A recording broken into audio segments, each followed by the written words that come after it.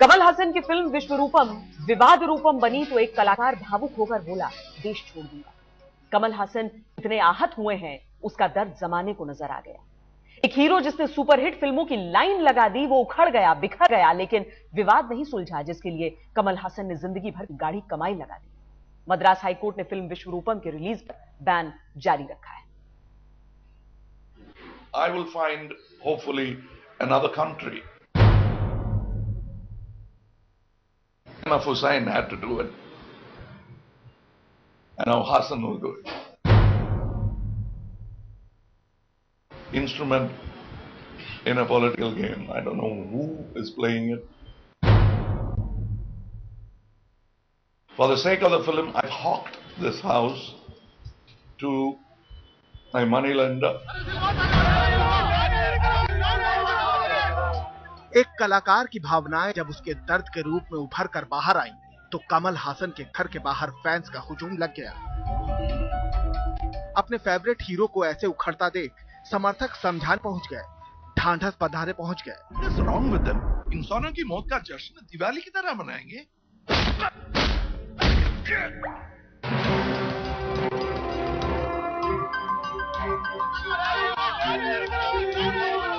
विश्वरूपम के रूप में कमल हासन की अद्भुत कला दुनिया देखती, इससे पहले ही बवंडर मच गया। सत्ता का दबाव विश्वरूपम पर पड़ा और एक कलाकार टूट गया। अपने ही प्रदेश में कलाकार के धैर्य की परीक्षा हो गई। फिल्म 25 जनवरी को रिलीज होनी थी, लेकिन तमिलनाडु सरकार के अड़ंगे ने उसे रील में अटा दिया। कमल हासन टूट पड़े और कहना पड़ा कि वो जगह नहीं जहां वो रहना चाहते हैं। तमिलनाडु से अलग कहीं ठिकाना ढूंढना होगा। देश में मिला तो बेहतर, वरना प्रदेश में ही सही। If I can't find it within India, which I will know in another couple of days whether I will be able to find a secular state in India or not, I will find hopefully another country which is secular. Kamal Haasan ने अपनी महत्वाकांक्षी film Vishwaroopam में जिंदगी भर की गाढ़ी कमाई लगा दी। करीब 100 करोड़ खर्च कर उन्होंने दुनिया के सामने भारतीय फिल्म के भव्य रूप की मिसाल देनी चाहिए, लेकिन अपनी ही मातृभूमि में उसे जकड़ दिया गया। I believe that along with my Muslim friends, I have been instrument in a political game. I don't know who is playing it. I'm not even hazarding the guess. अब समझ में ये नहीं आ रहा कि जिस फिल्म को सेंसर बोर्ड की 42 सदस्यों की टीम ने देखा और पास कर दिया, उसे सत्ता में बैठी सरकार ने क्यों रोका।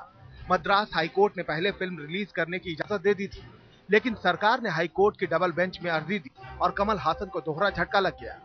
अदालत ने फिल्म की रिलीज पर रोक लगा दी। हैरानी की बात यह है कि केरल में विश्वरूपम जोरदार भीड़ जुटा रही है, जबकि वहां अल्पसंख्यकों की अच्छी खासी तादाद है। सत्ता के मठाधीशों के हाथों अपनी दुर्दशा पर जब कमल हासन दुखी हुए, तो देश छोड़ने की बात कह गए। लेकिन सवाल ये है कि आखिर फिल्म में ऐसा क्या है जिस पर राजनीति हो रही है। विश्वरूपम में विवाद किसको लेकर है? क्यों सियासत के मठाधीश एक कलाकार के अरमानों को चकनाचूर कर रहे हैं? और क्यों कानून फिल्म को रुपहले पर्दे पर सजने से रोक रहा है? चेन्नई से प्रियंवदा के साथ आज तक ब्यूरो। इस फिल्म को लेकर इतना बवाल तो हो रहा है तमिलनाडु में, पर इस फिल्म को सेंसर बोर्ड बहुत पहले पास कर चुका है। इस फिल्म का सच क्या है? क्या वाकई फिल्म में समुदाय विशेष को गलत तरीके से पेश किया गया है? देखिए ये रिपोर्ट। तमिलनाडु की जनता कहती है कि कमल हासन कलाकारों के कलाकार हैं और वो कई तरह की कला के माहिर भी हैं, लेकिन देखिए उनकी कला अपने ही सूबे में अपने ही प्रशंसकों के बीच मारी जा रही है। आखिर विश्वरूपम में ऐसा क्या है जो समुदाय विशेष को अखर रहा है? क्या वाकई उस फिल्म में समुदाय विशेष के बारे में आपत्तिजनक दृश्य है?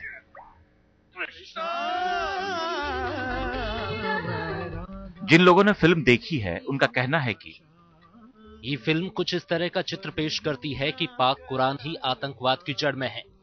फिल्म इस्लाम विरोधी दृश्यों से भरी पड़ी है। फिल्म में मुस्लिम किरदारों को आतंकवादी हमले को अंजाम देने से पहले पाक कुरान पढ़ते हुए दिखाया गया है। विश्वरूपम में हर उम्र के मुसलमान को आतंकी दिखाया गया है।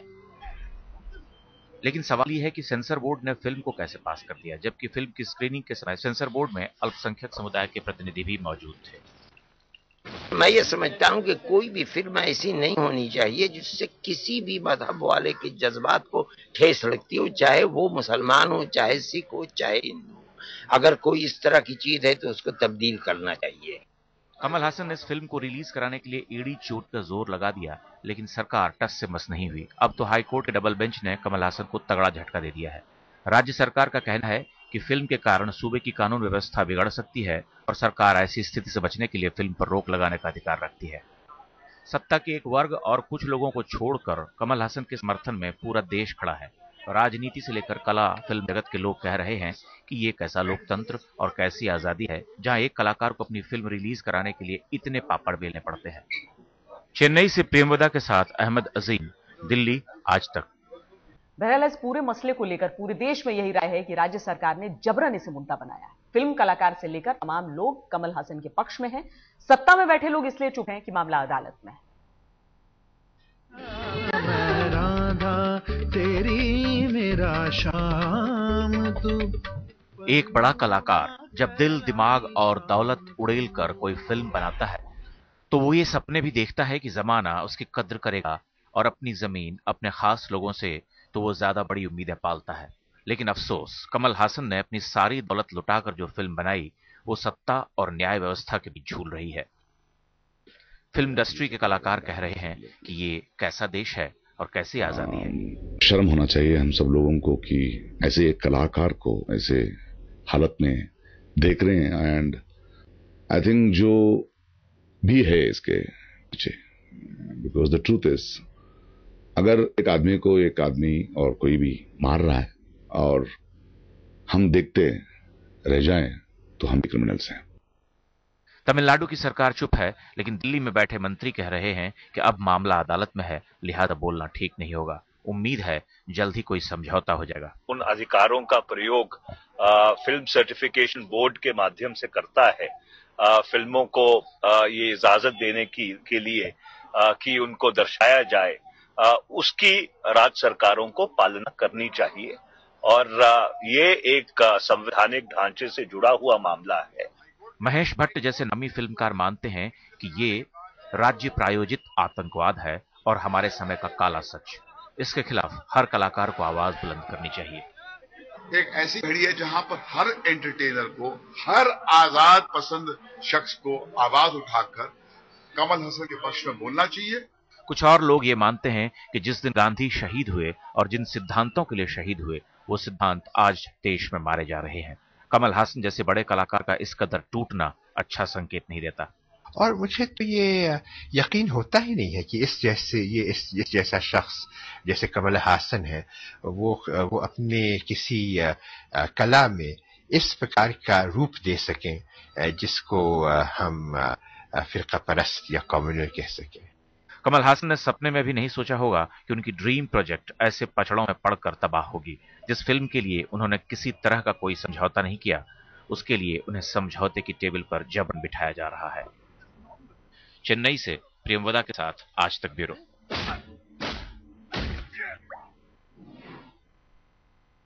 अगली खबर की तरफ बढ़ते हैं। पटना के गांधी मैदान से शुरू हुआ अन्ना हजारे के आंदोलन का नया दौर जनतंत्र मोर्चा के नाम से। अन्ना ने साफ शब्दों में कह दिया कि राजनीति से संगठन का कोई वास्ता नहीं है और जयप्रकाश नारायण की अधूरी लड़ाई को वो मंजिल तक पहुंचाना चाहते हैं।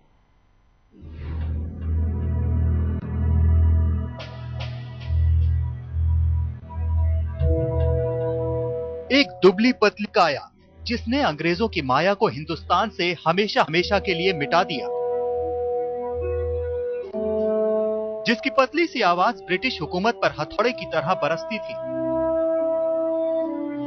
और जिसका असर दुनिया ने देखा।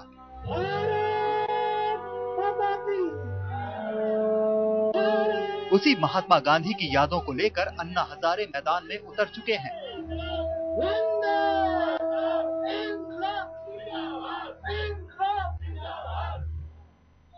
हम बापू के खून से सनी मिट्टी को साक्षी मानकर ये शपथ लेते हैं कि हम गांधी जी के सपनों का भारत निर्माण करेंगे। जब लोकतंत्र की पीठ पर तानाशाही अपना चाबुक बरसाने लगी, जब 28 साल की जवान आजादी के चेहरे को बदरंग करने के लिए आपातकाल की कालिख पोती गई, तब लोकतंत्र का उजाला लाने के लिए एक मसीहा उतरा। हिंदुस्तान उसे जयप्रकाश नारायण के नाम से जानता है। उसी जयप्रकाश के नक्शे कदम पर 75 साल का एक बूढ़ा फिर से चलने की कोशिश कर रहा है। मुझे मेरे जीवन में पहली प्रेरणा मिली स्वामी विवेकानंद से, दूसरी प्रेरणा मिली महात्मा गांधी, तीसरी प्रेरणा मिली जयप्रकाश नारायण, और आज मुझे एक नया ऊर्जा की प्रेरणा मिली तो आप जैसे युवकों से।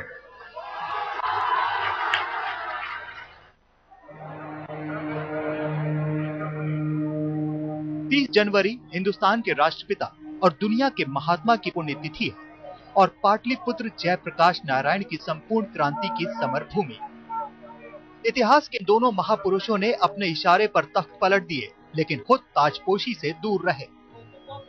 गांधी और जेपी की खींची लकीर पर हिंदुस्तान की तकदीर गढ़ने के लिए इसी पटना में अन्ना ने निकाली जनतंत्र रैली। सिद्धांतों में जेपी का बखान और संघर्ष और संग्राम अन्ना का। दिल्ली में जब अन्ना के आंदोलन को सरकार ने अनसुना कर दिया, तो अब पटना से अन्ना क्रांति की नई अलख जगा रहे हैं, क्योंकि अन्ना को भी पता है कि पाटलिपुत्र से संपूर्ण परिवर्तन की हवा ऐसे ही चलती है।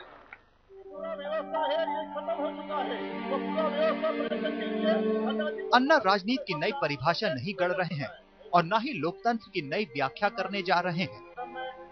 जन लोकपाल के सवाल को वो जनता के पाले में फेंकते हैं और बेचैनी पैदा करते हैं हुक्मरानों के जहन में। अन्ना ने निशाना दिल्ली पर साधा तो पटना की राजनीति के सबसे बड़े खिलाड़ी और जेपी के चेले नीतीश कुमार इसके स्वागत में उतर गए। अन्ना साहब रैली कर रहे हैं जनतंत्र के लिए, और ये जरूरी है। लोकतंत्र के मूल्य को भी आम लोगों को समझना पड़ेगा। वो सब कुछ जगा रहे हैं, बहुत अच्छा काम कर रहे हैं, और जो कुछ भी समाज में कुरीति है, सरकार में गड़बड़ी है, उसके खिलाफ लोगों का आह्वान कर रहे हैं। दुष्यंत कुमार ने लिखा था, इस नदी की धार से ठंडी हवा आती तो है, नाव जर्जर ही सही लहरों से टकराती तो है। अन्ना आज यही उम्मीद जगाते हैं। पुरानी टीम टूटी, नया काफिला बना, नए संगी साथियों के साथ अन्ना नई लड़ाई के लिए आधमके हैं। उनकी धमक को हुकूमत धमकी समझ सकती है, लेकिन उम्मीदों पर सवार होकर जो लोग पटना के गांधी मैदान में पहुंचे, उन्हें अन्ना की आवाज में दिख रही हैं भविष्य की उम्मीदें।